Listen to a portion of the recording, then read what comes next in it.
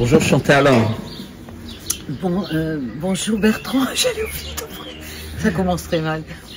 Les oiseaux qui chantent dans ton jardin te l'auraient rappelé. Oui. Donc, il y en a beaucoup. Oui, tu les adores, tu les nourris plusieurs fois par jour. Non, une fois le matin, mais il y en a tellement qu'ils en ont assez pour la journée. C'est pas la peine que j'y revienne. Alors Chantal, on a dit qu'on allait essayer de changer de format. C'est-à-dire que je vais te poser quelques questions, une quinzaine de questions, et tu vas répondre avec tes mots. Donc évidemment, on va parler de l'actualité, on va parler de l'histoire, et on va parler de ce que tu fais pour vivre mieux en fait dans cette espèce de cacophonie mondiale qui est très loin de l'harmonie de ton jardin et des oiseaux qui nous entourent. Donc peut-être plus pour commencer vraiment dans l'actualité très rapprochée, qu'est-ce qui t'a marqué au cours des 15 derniers jours dans tout ce qui s'est passé dans le monde, les choses vraiment importantes où tu t'es dit tiens, ça bouge dans tel sens ou dans tel autre, enfin qu'est-ce qui t'a vraiment marqué? C'est-à-dire que ce qui m'a marqué, c'est-à-dire que là, j'ai pas tellement regardé l'actualité ces 15 derniers jours en fait, parce qu'il y a eu toutes les fêtes, tu sais, j'ai vu ma famille, j'ai vu les enfants, j'ai vu beaucoup de monde en fait, mais ce qui m'a marqué, alors c'est quoi? Je suis allée sur Twitter, tout le monde fait, oui, l'avion là, ton dernier tweet quand même m'a beaucoup interpellée, parce que moi-même, j'avais pas poussé la réflexion, mais quand j'avais vu tous ces gens courir auprès de cet énorme avion, et certains même grimpaient, enfin des trucs impossibles, quoi. Donc ça m'avait étonnée, mais c'est vrai que j'ai le souvenir de quelque chose de bizarre, c'est tout. Et je suis pas allée plus loin, mais ça m'avait paru étrange. Tu vois, comme les tours, quand elles se sont effondrées. Moi, en plus, j'avais un ami qui a regardé en live, tu vois. Et je me souviens surtout de quelque chose d'étrange. Et cet avion, ça m'avait fait une impression étrange. Mais après, il y a tellement de... Mais tu l'avais vu à la télé ou tu l'avais vu sur Internet? J'avais vu sur les infos, à la télé ou sur Twitter. Parce donc on n'a pas de recul en fait. Peut-être que je regardais la télé à l'époque parce que je la regarde plus. Depuis après le Covid, j'ai dit c'est terminé. J'ai des télés, t'as vu, mais je l'allume pratiquement jamais, quoi. Donc j'avais dû le voir à la télévision ou certainement, je me souviens plus où. Mais en tout cas, je l'avais vu et vraiment l'autre jour quand j'ai vu ton tweet, ça m'a franchement... Tu parles donc de cet avion qui avait décollé d'Islamabad en Afghanistan dans le repli américain. Et ça m'étonnait qu'on puisse monter comme ça, grimper sur un avion. Enfin, en mouvement. Tout était bizarre, tu vois. Mais j'avais pas réfléchi plus que ça, évidemment. Mais j'avais trouvé ça bizarre. Et tu penses qu'ils ont fait, si tant est qu'effectivement ce soit... une reproduction d'avions en taille quasiment exacte. Quel est l'intérêt en fait d'avoir fait une telle manipulation?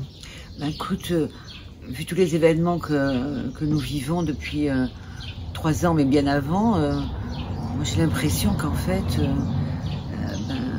ça me paraît tout à fait possible qu'ils fassent des choses... Mais tu penses pas que c'était une campagne de pub pour dire à tous les pays accueillez massivement des migrants? Après, oui, honnêtement, je l'aurais pas comprise toute seule. Hein. Par contre, je trouve que dans ce que tu expliques, ça me paraît tout à fait plausible. Puisqu'on a l'impression, en regardant les images, que les gens sont tellement désespérés qu'ils risquent leur vie. C'est ça. Et donc c'est des images très fortes, puisque tous les journalistes disaient ça. Ils veulent tous monter dans l'avion. Et ils sont morts parce qu'ils ont peur, parce qu'ils étaient accrochés, qu'ils sont tombés, et que etc. certains Afghans avaient collaboré certainement avec les Américains et que si on les laissait là-bas, ils allaient être tués, etc., etc. Donc, est-ce que tu trouves raisonnable, sinon qu'une équipe de caméramans filme les gens qui ont l'air de faire la fête autour d'un avion, mais que c'est des images qui rappellent dans l'imaginaire collectif le Vietnam, la révolution iranienne, les films de science-fiction, World War Z pour citer ce film, où tu as une espèce de catastrophe qui se passe et les gens courent après un avion, ils sont prêts à sacrifier leur vie. Et certaines donnent même leurs enfants, je crois. Mais enfin, c'est... Et c'est sur la chaîne NBC, donc la future patronne de Twitter, enfin numéro 2 de Twitter. Alors justement, transition, parlons un peu de Twitter. Qu'est-ce que tu penses d'Elon Musk? Moi, personnellement, c'est un personnage que j'aime bien. Enfin, je pense que c'est une personne qui, déjà, c'est agréable de penser qu'il est avec nous, hein, tu vois, et qui dénonce les mêmes choses que l'on voit, et des fois encore plus, évidemment. Et je pense qu'il est quand même une forme d'honnêteté. Alors bien évidemment, il est contesté, et beaucoup de gens disent mais non, il fait partie de la même histoire, il a comme associé, dans son groupe. En fait, Twitter, il a surtout une société qui s'appelle Neuralink et qui effraie les gens. Oui, mais dans Twitter, il a des associés. Ah oui, il a plein d'associés. Il y a des fonds d'Arabie Saoudite, du Koweït. Oui. Il y a le patron d'Oracle aussi qui est dedans, Larry Ellison. Mais en fait, moi, j'ose espérer que c'est... Enfin, je pense que c'est une belle personne et moi, j'aurais envie de croire en lui.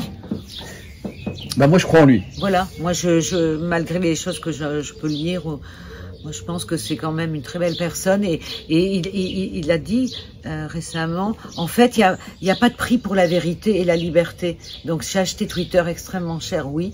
Mais pour la liberté et la vérité, pour moi, il n'y a pas de prix. Je peux mettre... Il a eu un courage incroyable. Oui. Il a licencié 70% des employés de Twitter. Oui, mais il les a payés. Pratiquement, il a donné en indemnité plus que ce qui était demandé dans la loi. Pour tout le monde. Bah, comme ça lui évitait les procédures. Oui. Mais surtout, en fait, il a fait passer 2 messages. C'est qu'en fait, pour la culture woke et pour la censure, les boîtes utilisaient dans les réseaux sociaux 70% de leurs ressources humaines. C'est-à-dire que, en fait, pour faire tourner la boîte et faire qu'elle fasse son travail honnêtement, sérieusement, il fallait 30% des gens qui la conservaient.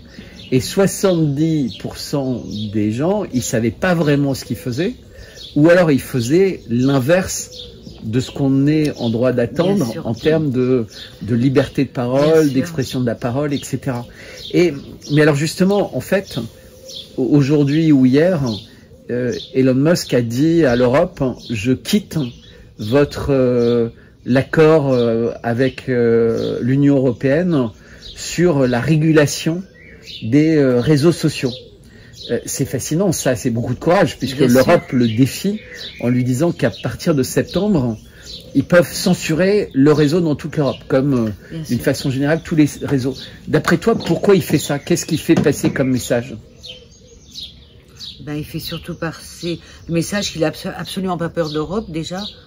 Ça, c'est énorme. Et ben, il affirme sa volonté de liberté, de vérité. Et je pense qu'il remet l'Europe à sa place. Je pense que l'Europe lui fait absolument pas peur, déjà. Mais c'est ça, en fait, moi j'ai l'impression que c'est une manière de dire, ça c'était un petit accord entre copains. Oui. Et qui passait outre les lois, outre les parlements, et entre copains, on avait accepté de s'auto-censurer ou de se censurer. C'était monstrueux. En fait, ce qu'Elon Musk vient de nous rappeler, c'est qu'en fait, tous les opérateurs ont accepté des contrats qui sont hors la loi. Le message que Elon Musk a fait passer au monde, c'est que l'Europe fait signer aux entreprises des contrats hors la loi.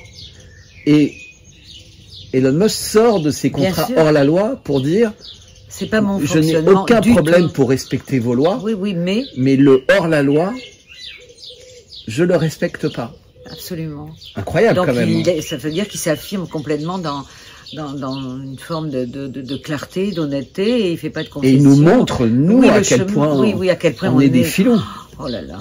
C'est terrible. Terrible, oui. Et on sent bien de tout ce qui est sorti des Twitter Files, parce qu'il n'a pas dénoncé ce qui se passait en Europe, mais aux États-Unis, c'était la même chose. C'est-à-dire que le système était hors la loi. C'est ça. Le FBI. Mais oui, la CIA, tout le monde était là. Tout était impliqué. Oui. Et c'était la bande organisée. C'est-à-dire que les réseaux sociaux servaient à promouvoir la campagne pour la pandémie. Bien sûr. Et tous les scientifiques qui voulaient s'exprimer autrement, les médecins n'avaient absolument pas accès à Twitter. Et plus de financement. De la pub pour les médias qui contrediraient parce qu'ils n'auraient plus d'aide ou plus de publicité. Parce que quand en fait tu déplais à ces gens-là, t'as les grands fonds d'investissement qui disent aux boîtes dans lesquelles ils ont des parts importantes, niet. Donc toi, t'aimes bien Elon Musk? Ah oui, moi, oui, franchement, j'aime beaucoup, oui. Et quoi d'autre? Qu'est-ce que tu ressens quand tu l'écoutes? Parce que toi, t'aimes écouter la voix des gens, leur expression. Un petit peu. D'abord, Instagram, il y a beaucoup de choses de lui. Tu vois, je regarde Instagram parce que bon, il apparaît avec ses enfants, en train de danser, parler. J'ai l'impression que c'est, je sais pas, c'est quelqu'un de naturel. C'est quelqu'un qui est vrai, qui est naturel, il me semble qu'il ne triche pas. Et, très intelligent, non? Oui, très intelligent, c'est même pas la peine de le préciser, on le sait. Et puis il est charismatique et j'ai l'impression quand même qu'il annonce peut-être un monde nouveau. Tu vois, ça peut être pas un guide, mais pour la jeunesse, tu vois, je pense qu'il est toujours il regarde toujours vers le haut, vers plus loin, vers le beau. Et la conquête de l'espace, qu'est-ce que t'en penses? Tout son travail sur Mars. Parce qu'il y avait Asselineau et puis Cheminade dans les campagnes qui avaient dit c'est des beaux projets parce que avoir un projet ultime comme ça fait avancer la conscience de l'homme, la science, etc. Bon, moi, je suis évidemment pour que l'homme aille toujours plus loin et plus haut. Mais je pense qu'il va falloir quand même que les choses sur la planète s'améliorent un tout petit peu. Donc, peut-être que le combat que mène Elon Musk va aider peut-être la planète à se libérer est-ce que c'est possible de se libérer de ce qui se met en place? Déjà, avec Starlink, il libère les communications des gens isolés ou des gens en mer. Parce que là aussi, j'entends, si tu veux, qu'il a créé tout un réseau de satellites gigantesques. Il y en a, je crois, déjà 10 000. Ou il y en aura 10 000, c'est gigantesque. Alors certaines personnes disent que c'est comme une muraille de plus, tu vois, autour de la planète, que c'est pas peut-être très bien pour ce que t'en penses, toi? Bah écoute, moi je pense que c'est toujours la même phrase. Science sans conscience, c'est ruine de l'âme. Oui. Et comme Elon Musk me paraît être un vrai businessman, mais également un humaniste, donc businessman parce que il veut pas perdre de l'argent pour rien. Quand il s'engage dans une aventure, il faut qu'elle soit rentable, etc. Mais c'est quelqu'un qui aime profondément la vie, qui aime profondément les autres, il a des enfants, et qui l'a montré pendant toute sa vie. Oui, puis il aime ses enfants. Donc, il en a plus de 11. Il a peut-être pas envie que ses enfants vivent dans un enfer dans les décennies qui arrivent. Donc, mais en même temps, Elon Musk, qui est quand il était peut-être un peu moins célèbre, etc., était pas forcément la cible de autant de convoitises qu'aujourd'hui.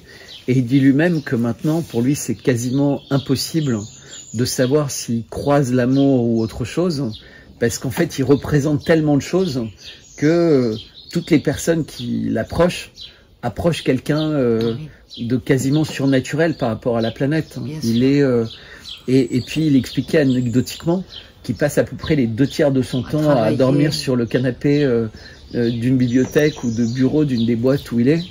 Et d'ailleurs qu'il a de plus en plus de mal à aller dans le headquarter de Twitter à San Francisco parce que la ville est devenue cauchemardesque. Et donc, transition, qu'est-ce que tu penses de l'évolution des États-Unis? Les grandes villes un peu woke aux États-Unis. Moi, je suis choquée par la violence quand je la croise, quand je vois comment les gens se battent. Les femmes se battent, les hommes se battent, les jeunes se battent, mais ils se tapent à grands coups de pied dans la tête, dans le ventre. Moi, je trouve qu'il y a une violence qui, soit elle est organisée, elle est voulue.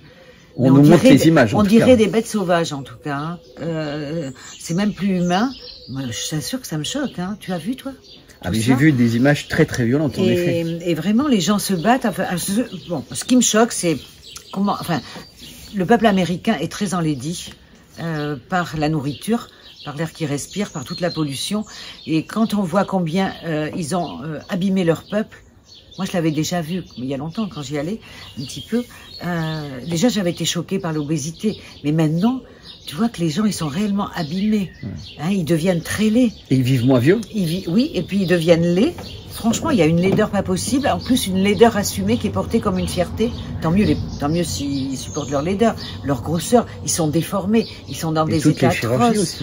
Alors après, tu as l'autre extrême de gens qui ont de l'argent mais qui se refont partout, les seins, les fesses, la bouche, enfin ici on le voit aussi, hein, mais bon, un peu moins, mais quand même. Donc je trouve que c'est un pays qui est... C'est vraiment les extrêmes dans les deux sens, dans la misère, dans la pauvreté, dans la richesse. Et politiquement? Et politiquement, enfin...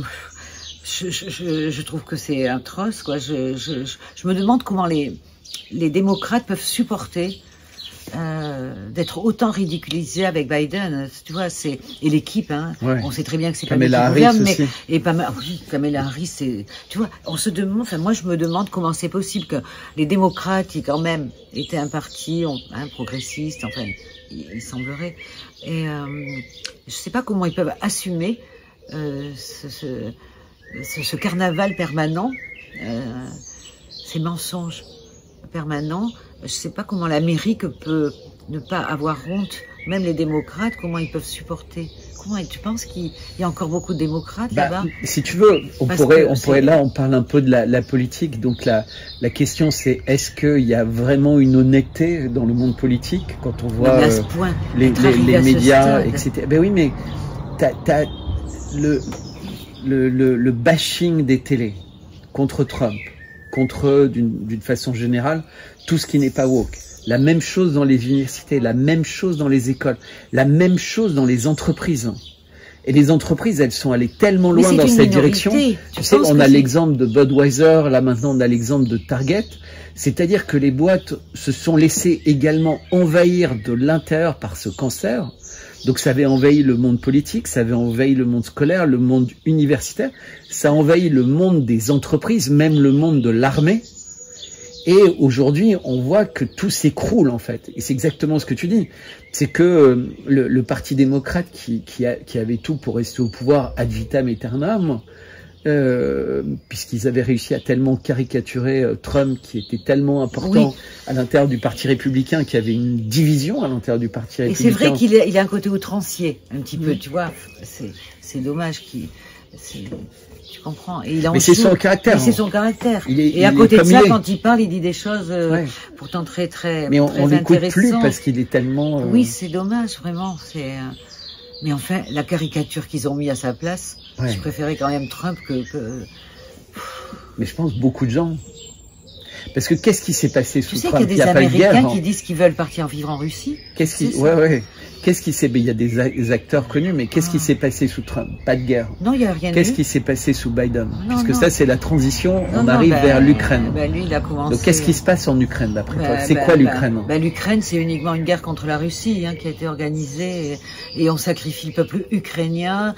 Ils ont pris... Enfin, je pense que c'était quand même une minorité de fascistes, de nazis. Ils les ont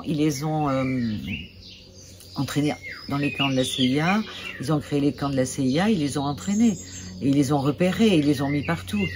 Donc c'est bien voulu. Et quand même, enfin, tu vois, l'Allemagne, elle les soutient aussi, donc ils savent bien quand même que c'est des nazis. Et maintenant, j'ai vu qu'Israël envoie quand même des armes aussi. Ah, j'ai pas suivi ça. Mais ce que tu dis au début, effectivement, c'est une guerre contre la Russie. Mais qu'est-ce que ça représente, la Russie?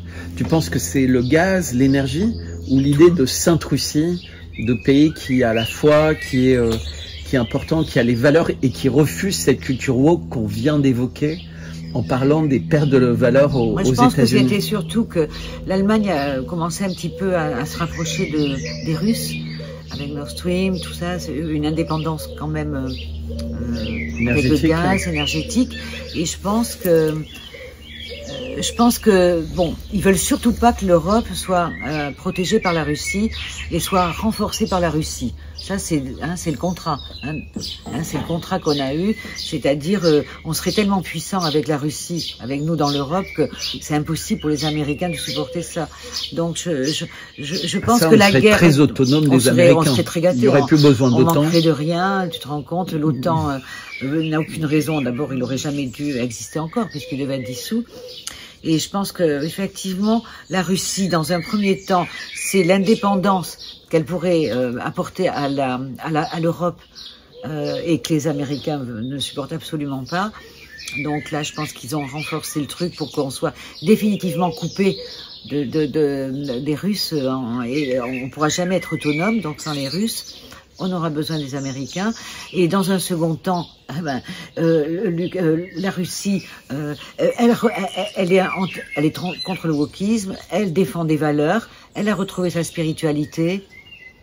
Les gens, il y a des églises partout, certaines ont été reconstruites, donc je pense qu'il y a des valeurs universelles et qui veulent maintenir un monde à l'endroit, tout simplement. Et eux, ils veulent absolument que nous vivions dans un monde à l'envers. Et la Russie, elle veut conserver. C'est pour ça que l'Afrique aime beaucoup les Russes, parce qu'en fait, l'Afrique n'est pas capable d'absorber ces nouvelles valeurs du wokisme, et elle se sent rassurée par les valeurs russes. Et ils peuvent pas, ils ont des valeurs, ils peuvent absolument pas s'identifier aux valeurs maintenant occidentales. C'est impossible. Et la Chine dans tout ça, qu'est-ce que tu penses de la place de la Chine? Parce qu'il y a beaucoup de gens qui disent, mais non, mais la Chine est très opportuniste. Qu'est-ce que j'avais compris? Parce que je ne comprenais pas, tu sais, je t'avais dit tous les films qu'on voyait, en fait, qui étaient des films, tu sais, sur la répression pendant le Covid, etc. Moi, grâce à une de tes vidéos, j'ai compris qu'en fait, ils avaient été manipulés, ils avaient été, comment dirais-je, pénétrés par des groupes d'Américains, comme ils avaient pris la Russie en otage.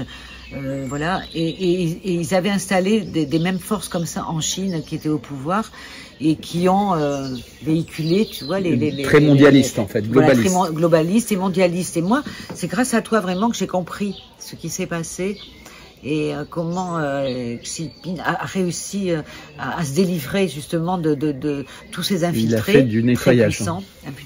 Très puissant, il a fait du nettoyage et je comprends mieux. Alors les valeurs effectivement de la Chine, c'est des grandes civilisations, c'est un modèle. C'est des grandes civilisations, des grandes cultures.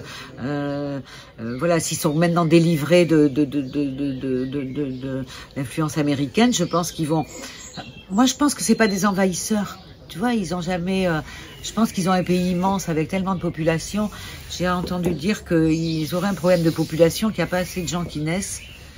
Bizarrement, tu vois, alors qu'ils sont déjà très nombreux. Ouais, c'était la politique de l'enfant unique. Ils risquent plus tard être peut-être en conflit avec la Russie, plus ou moins, mais enfin dans 30 ans. Et ça, c'est des gens qui essayent de diviser pour régner. Moi, je pense que les Chinois sont des gens très équilibrés.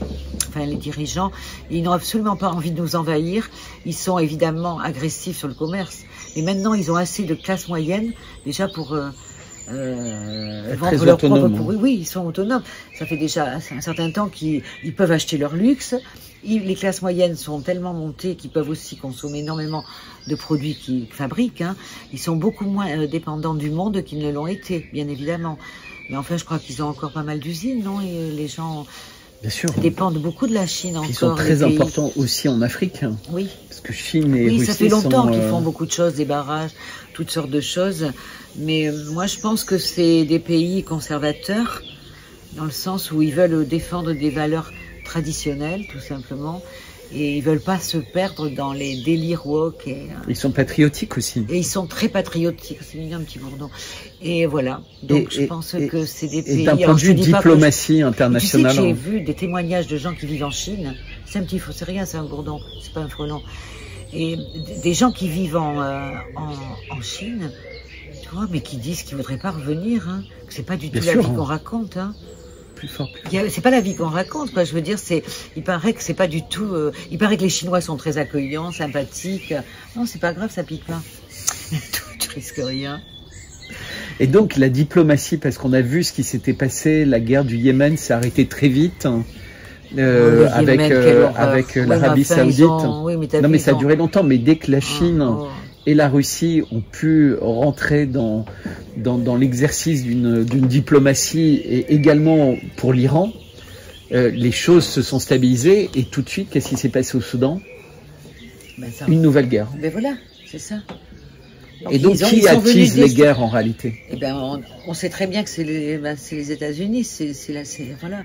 Ils ne veulent pas que les choses s'arrangent sans eux. Et alors, au cours des derniers jours, sur Internet, il y a eu beaucoup de questions, et ce sera un peu la conclusion. Donc on a évoqué pas mal la censure, on a évoqué le rôle des différents pays, ce qui se passait. Mais toi, dans l'histoire, donc quels sont les événements les plus marquants qui ont eu lieu devant tes yeux et dont aujourd'hui, quand tu comprends qu'en fait il y a une culture du mensonge mais qui n'est pas récente, quels sont ceux qui te perturbent le plus, pour lesquels tu te poses le plus de questions? Donc il y a le Covid, évidemment. Oui, non mais bon, voilà, moi, où ça a basculé, c'est l'histoire du Covid. Ça a basculé parce que dès le départ, j'ai des médecins dans la famille et j'ai dit, mais vous allez voir, les vaccins, ça va être pour les jeunes. Et même pour les enfants. Ils m'ont dit, mais ça va pas. Tu vois, même des médecins, hein. Absolument pas, c'est pour les personnes âgées, un peu malades, etc. Bon. Et ça, tu vois, et après, je leur ai dit, c'est à cause de gens comme vous qu'on a touché aux enfants, qu'on a touché aux jeunes. Parce que si les adultes avaient dit non, tu vois, n'avaient pas marché dans le chantage, les enfants n'auraient pas été touchés. Et la jeunesse non plus. Moi, je pensais beaucoup à la jeunesse. Et moi, ce qui m'a effondré, c'est quand ils ont commencé à toucher aux jeunes. Ça, je trouve ça ignoble. Comme je supporte pas les 11 vaccins. Tu vois, quand je vois des petits bouts de choux, j'ai de la famille avec des enfants petits, et quand je vois combien ils sont vaccinés et revaccinés, je trouve ça terrible. Bon, ça, c'est ma vision. C'est ma vision de... Et c'est ça qui a tout déclenché, parce que je savais bien que le monde n'était pas celui qu'on nous raconte. Mais bon, jusqu'à maintenant, voilà, je me sentais pas en danger. Non, mais vous avez surtout, toi, tu as eu dans ta chair, très jeune, des problèmes de vaccins aussi. Et ta mère, à ce moment-là, a dit, aucun vaccin. C'est terminé. Terminé parce que j'ai fait un choc au vaccin de la variole qu'on m'avait fait à l'école, et je me souviens très bien de ça. J'ai claqué des dents toute la nuit. Après, je me suis réveillée avec un érysipèle et j'ai vraiment failli mourir dans la nuit. Moi, la seule chose que je voulais, c'est que ça s'arrête. Tu vois, mes parents m'avaient mis entre eux dans le lit et j'ai claqué des dents toute la nuit. En fait, je m'en suis sortie. Mais bien évidemment, après, je pense que j'ai eu des troubles tous les 5 ans. J'ai développé de différentes choses. Et après, je sais que j'avais beaucoup de cauchemars, tu vois, suite à ça. Et donc, ben, ma mère, évidemment, elle a été traumatisée. Et nous, on n'a jamais eu de vaccin. Mes frères et sœurs non plus. On n'est pas vaccinés. Par contre, ils se sont tous vaccinés pour le Covid. Et moi, non. Et donc... voilà, moi je suis et puis je suis très médecine douce. Voilà, je suis pas tellement. Moi, franchement, la Sécu, je leur coûte pas cher, Dieu merci. Donc ça dure, tu vois. Mais franchement, je me débrouille toute seule, voilà. Et je suis, voilà, j'essaie de me gérer toute seule. Bon, ben, écoute, jusqu'à maintenant, ça a marché. Et on avait dit qu'on conclurait en parlant de la France. Donc, ce que je voulais te dire, c'est que... Et là, j'ai senti tellement de répression et de mensonges, et même j'ai dit, je veux vivre jusqu'au bout tout ce qu'ils interdisent. C'est-à-dire que j'ai jamais voulu tricher. J'ai dit, je veux vivre ce truc-là comme les gens qui n'auraient pas le moyen de tricher, tu vois, et qui ont subi dans leur chair, et pour aller travailler, qui se sont fait vacciner, etc. Et j'ai voulu le vivre pleinement. C'est-à-dire que j'ai voulu voir jusqu'à quel point on peut supporter tout ça, tu vois. Et parce que autour de moi, je sais qu'il y a plein de gens, enfin voilà, partout. Hein. Donc moi, j'ai essayé d'être honnête. Enfin, je sais pas si on peut parler d'honnêteté, mais j'ai voulu vivre l'expérience. T'as pas triché? Non, j'ai voulu. Et j'ai pas voyagé, j'ai jamais rien mis dans le nez, rien. Et j'ai pas eu le Covid. Ou alors peut-être qu'un jour, j'ai été un peu bizarre, 3-4 jours, peut-être que c'était le Covid, j'en sais rien. Tu vois, j'ai vécu comme ça. Et donc, j'ai senti aussi de la part de la famille parfois, mais je les voyais peu, tout compte fait, un petit peu. Bon, ils ont quand même pas été méchants avec moi, mais bon, ils comprenaient pas trop, mais ils m'ont pas vraiment ennuyé. De toute façon, je restais plus chez moi. Et donc, c'est ça qui m'a choquée, c'est cette espèce comme ça d'histoire bizarre qui s'est mise en place. Et là, je suis venue sur Twitter, tu vois, et ça m'a énormément aidé de voir que des gens pensaient comme moi et avaient les mêmes... T'as jamais été censuré pendant les années Covid? Non, mais moi j'écris très vue. Moi, par contre, j'avais demandé d'ouvrir Facebook, parce que moi, je vais pas sur les réseaux, et je ne mettais que des tweets de Twitter. Et j'ai tweeté, ils m'ont interdit tout le temps. Alors, j'ai demandé qu'on me ferme Facebook, tu vois. J'arrêtais pas d'être interdite, pourtant, c'était que des trucs de Twitter. Donc, j'y suis restée, enfin, j'y suis à peine. J'ai jamais rien mis de personnel, tu sais, je mettais. Donc non, Twitter non, parce que bon, moi je suis pas comme toi, j'écris très peu. Je retweet, des fois je commente un petit peu des tweets. Moi j'apprends surtout. Mais en même temps, j'essaie d'être heureuse un peu quand même, parce que je veux pas qu'ils me détruisent, tu vois. Et non, je veux pas. Et puis ce qui me fait du bien, c'est quand je vois ma famille, les enfants. Tu vois, j'essaie d'être positive pour eux. Et puis je vois aussi qu'il y a des gens qui continuent à vivre pas trop mal, dans l'inconscience. Tu vois, alors parle-nous de la France, sinon, du gouvernement français, pour conclure sur une mauvaise note. Non, franchement, tu vois. Ils écrivent des romans. Déjà, j'ai pas tellement romans fait de porno. politique. Oui, non, mais là... Oh non, tu vois, maintenant, tu vois, autant, à un certain moment, je me disais, mais c'est pas possible, si, c'est possible. Donc, des fois, oui, je continue à être étonnée, mais même, enfin, tu vois, tu vois, j'ai un peu décroché parce que j'ai l'impression que ça va aller crescendo de toute manière et que je veux pas m'envoyer trop tu sais, de choses négatives, quoi, parce que je crois que je regarde pas tellement, tiens, les gouvernements. Je regarde les commissions d'enquête, ça c'est hyper intéressant. J'essaie d'écouter des gens un peu intéressants, tu vois. Oui. Il me dit de monter la voix. Mais ça m'énerve hein, qu'il soit pas là. Pourquoi t'es à côté? Viens là. Après, c'est toi qui vas parler. pour le mot de la fin. En plus, excusez-moi, mais je plane un peu, je suis fatiguée. Enfin, planer, c'est-à-dire qu'il fait un peu chaud. Hein. Alors juste un mot de la fin, on avait dit qu'on faisait 30 minutes, on est à 31 minutes. Là. En plus, je raconte rien d'intéressant en plus. C'est passionnant, c'est passionnant. Mais tu plaisantes. Alors un mot de la fin, qu'est-ce que tu veux dire hein? Je veux dire l'été approche. Oui, l'été approche, Bertrand va viendra avec sa famille, c'est très agréable. Je voudrais que Bertrand prenne soin de lui. Prenne soin de lui, qu'il se fasse pas trop de galères quand même.